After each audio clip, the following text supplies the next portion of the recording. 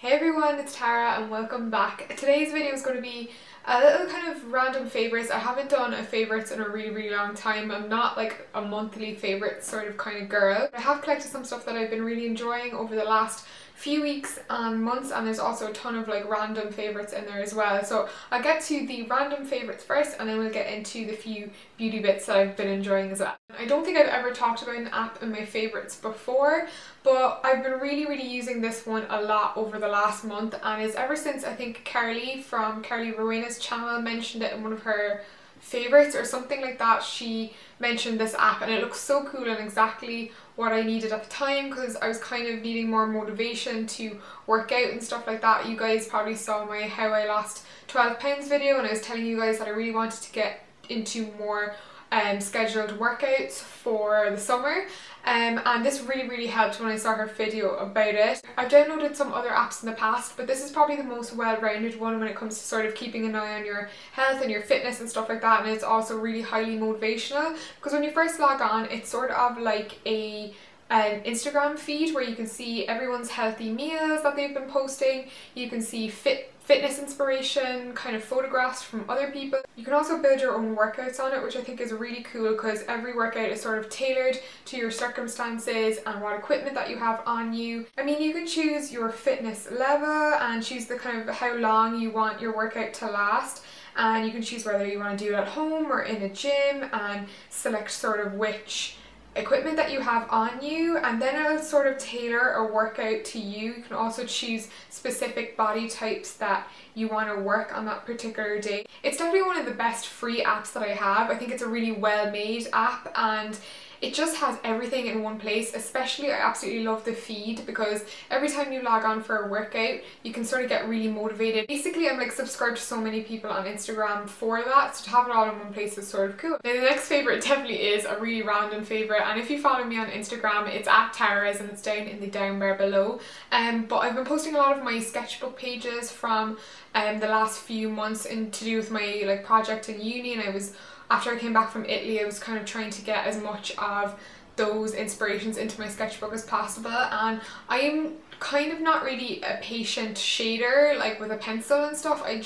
It's not really my thing, and I haven't really had the patience to get like really good at it. I used to when I was younger, but I've been really loving these Copic Chow markers, or Copic Chow. They're pretty expensive. They're sort of like a different alternative to pro markers, and you can get them in any art store, and they're kind of primarily used for like manga drawings and stuff like that.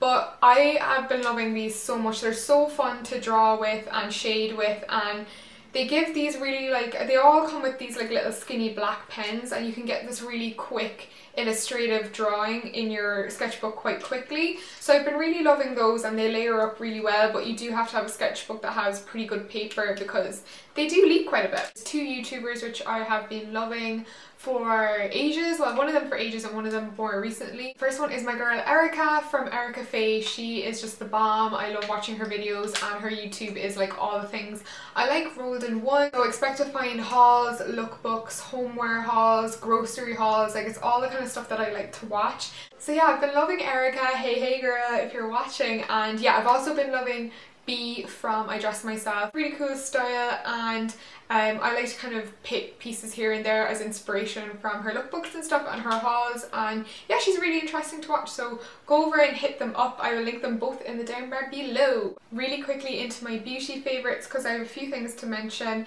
First one is the Garnier Moisture Match moisturizer. These come in a few different types depending on your skin type. This one is the blue one, which is the one for dry skin, and it's sort of a nice gel formula. It is perfumed. It's really nice though, and it is, I know I mentioned this a little while back. I don't know if it was in a haul or in a favourites one. I don't know, I just love Garnier skincare. I've always said it, and I think they always come out with great dupes for more expensive products, and this is my second time repurchasing this. It was only half price in Sam Macaulay's, which is sort of an Irish drugstore or pharmacy, and I think I got it for like less than €5. It was actually less than half price, so it was a bargain. They last quite a while, and they're really nice for if you have dry skin and they don't clog up your pores, I find.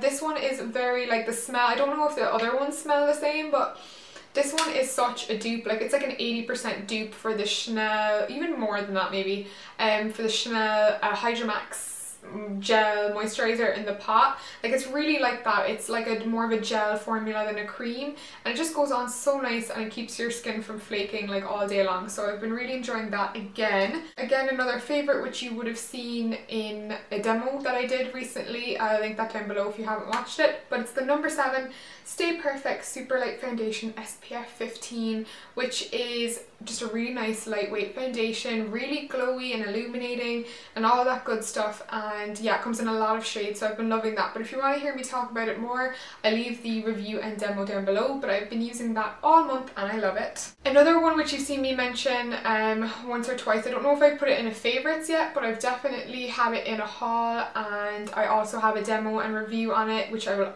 leave below as always for you guys, but it's the Tom Ford Shade and Illuminate Illuminator and Contour Cream. They're both cream and very emollient, sort of oily textured products, and again I have a full review and demo down below. But I have been using, like, this is my go-to contour. I just don't use powder anymore. If you have dry skin, this is a lovely product to use, and I think it gives you a very sort of sculpted but natural contour. You can blend it out till it's like nearly not there at all, or you can have it like really strong Kim K sort of look, and it's a really easy product to work with once you get to grips with it. So I've been using that all the time and I have it on now. I don't think you guys can see it very much because of my bright lighting, but yeah, I love it. I use it on my temples and in the hollows of my cheekbones, and then whatever's left across my nose and along my jaw. Very pricey, but if you're really into your makeup, I would say that it's like super worth it. Another nail polish which I probably did mention in the favourites a long while back, but it's the Jelly High Shine Nail Paints by Barry M. But I have it on my nails right now and I just forgot how much I love these. I haven't really had time, like if you're in a really busy course, or if you're doing your like leaving cert or exams and stuff like that, you know, when like things like painting your nails just like are so low on the priority list. Well, that's sort of what's happened to me over the last few months, but I felt like painting my nails, and this is just always the first one that I take out of my like little nail varnish stash, and the formula of these is just so nice. It's supposed to give you like a gel manicure like finish, which, I mean, it doesn't look that thick on, but in 2 coats it does look pretty thick and nice and shiny. And what I love about it the most is these are really kind of anti-chip and really chip resistant. I don't know what it is about them, but like I've had this on my nails for like a week and there's one tiny chip on one nail, which I'll get over. But up to like yesterday I had like no chips, and that was like a week of wear. The formula is just one of those not annoying formulas. It dries quickly and it lasts a long time without chipping, which is really all a girl can ask for in nail polish. I really hope they come out with some like slightly shimmery versions of these. I think they would look lovely. A lip combo that I've been enjoying so much is NYX Soft Matte Lip Cream and also NYX's matte lipstick in kind of like, they're both sort of the same kind of colour, just a very rich magenta pink, both super opaque, but I've been loving it. The lipstick is called MLSO, oh no it's not, it's called Shocking Pink Rose Intense, which you guys saw in a haul, and I've worn this combo in a few videos as well, and a lot of you guys ask me what it is. So usually it's either this one or these two put together if it's like a really magenta pink lip. The other product is the Soft Matte Lip Cream, and that one is in Addis Ababa, and they're both very similar products. The NYX Matte Lip Cream is very similar or the same to the Collection 2000 matte lip creams, but NYX just have so much more better colours. I picked this one up in New York, but there's a UK store as well, which I'll leave below, and it's just on a doe foot applicator. Both these products are supposed to be matte, but they're both very comfortable matte formula. I mean, even the lipstick has like a little bit of a sheen off it. It's not like as dry as the MAC matte lipstick, so it's a very comfortable lipstick to wear. And as well, the Soft Matte Lip Cream is just as comfortable. This one looks more matte, but it's really comfortable to wear. And this I just wear on its own if I want a really shocking pink, but sort of a soft look to it, like not as garish, but if I wanted to be like an extra loud lip colour, something like as strong as what I'm wearing today, I'll layer them up. So I'll put this on first as like a stain, and then I will put the lipstick sort of on top for a slightly more intense and even a little bit glossy of a sheen. So I love those two together. And staying on the topic of lip products, this is like so cool. It's so old school. I think I still have the packaging here. It's the lip coat, or lip coat, I'm not sure. I remember my mum having this years ago, but they still sell it. The lovely people over at Look Fantastic actually sent me this in a little kind of VIP box that they sent out to some bloggers, but I've been really enjoying this. It's so old school, and I mean the brush could really do with an update, but basically it just seals in your lipstick and stops it from feathering, moving about. And one of my biggest problems, and one of the biggest reasons I don't wear lipstick